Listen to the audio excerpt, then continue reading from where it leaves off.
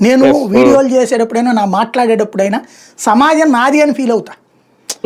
అక్కడ అక్కడ వస్తుంది నాకు కోపం ఏదైనా సరే. ఎందుకంటే మనం సొసైటీలో డ్రౌన్ ట్రాడర్ నుంచి వచ్చున్నాం మనం.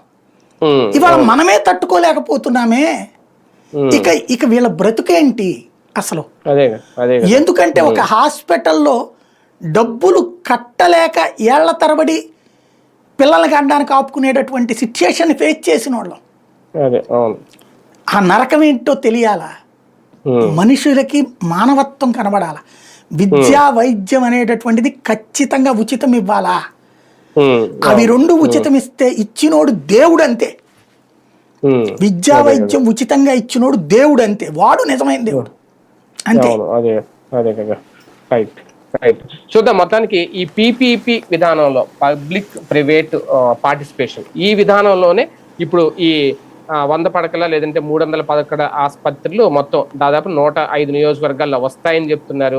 దాని లెక్క చూస్తా ఉంటే కంప్లీట్ గా ప్రైవేట్ చేతిలోకి వెళ్ళిపోబోతుందా అనేది. శుభ్రంగా హ్యాపీగా కేంద్రం ఇస్తానన్న మెడికల్ కాలేజీలను తీసుకోలేదు. ఆరోగ్యశ్రీ బిల్లులు ఇంకా పెండింగ్ లో ఉన్నాయి. 20